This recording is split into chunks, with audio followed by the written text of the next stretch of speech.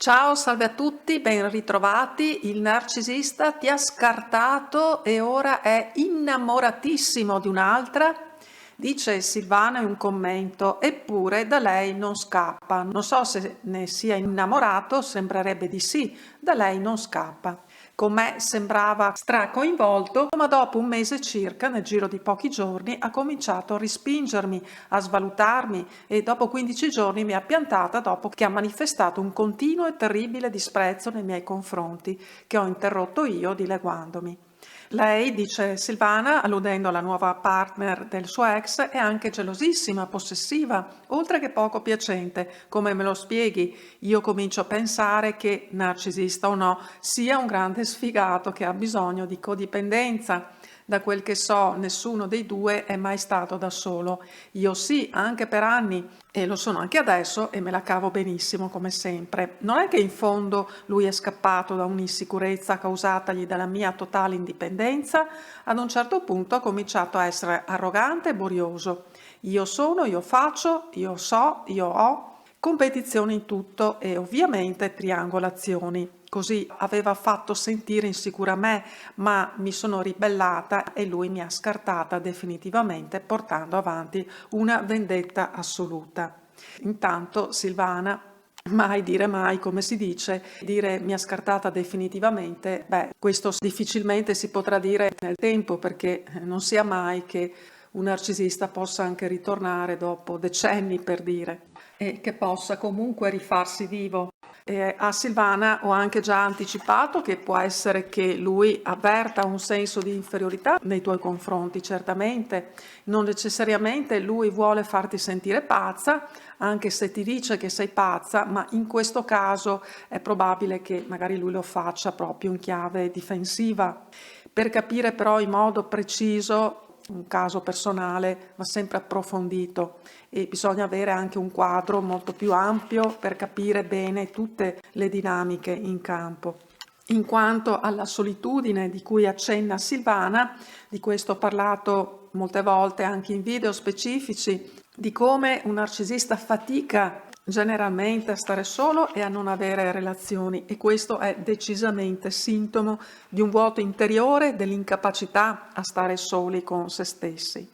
In ogni caso, chi svaluta una partner senza delle buone ragioni difficilmente può arrivare ad amare veramente un'altra donna, e questo è già un primo punto. A volte devo dire che mi fa un po' sorridere quando leggo tutta una sfilza di particolari che stanno ad indicare che con molta probabilità c'è di mezzo un narcisista.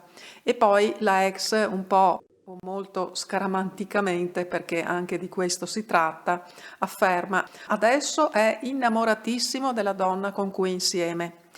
Innamoratissimo o semplicemente è nella sua fase di love bombing?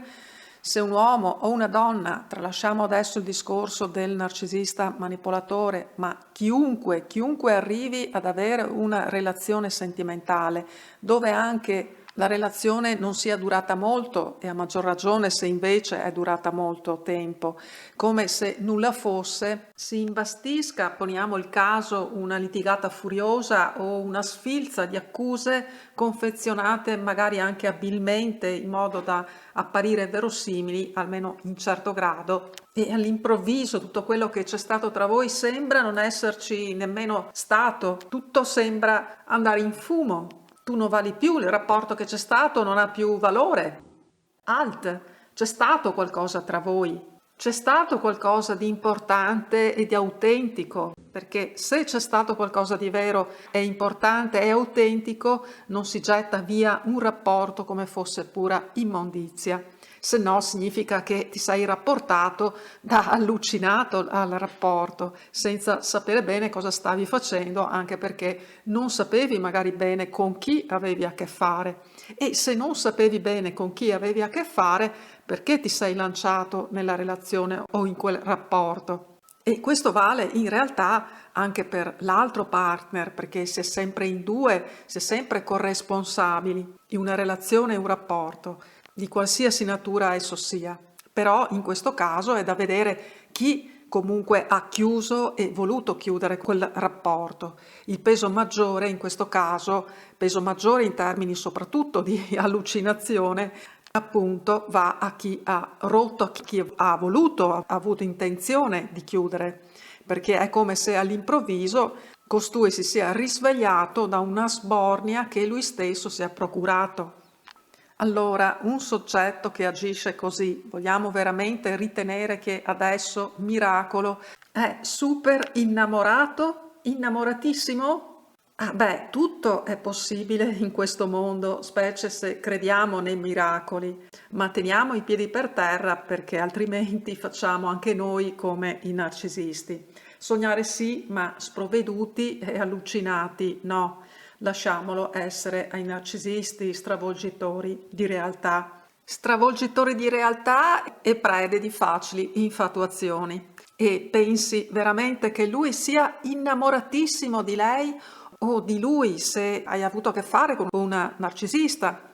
O non è in fondo un timore perché questo ti fa stare ancora peggio? Perché il fatto che lui possa essere innamorato di un'altra donna, di stare bene con lei, ti può creare dei sensi di colpa e di inadeguatezza, pensando che questa donna possa riuscire dove non sei riuscita tu con lui. È questo che provi e che pensi? Allora ti dico che nella maggioranza dei casi, e si tratta anche statisticamente di una grande maggioranza, è solo fumo negli occhi per i tuoi e anche per i suoi. Quindi metti una volta di più il cuore in pace. Sempre felicissima di leggerti, di averti tra noi, di sapere come stai, come la pensi e di rispondere alle tue domande. Ti abbraccio forte, ci sentiamo presto. Ciao, ciao, ciao.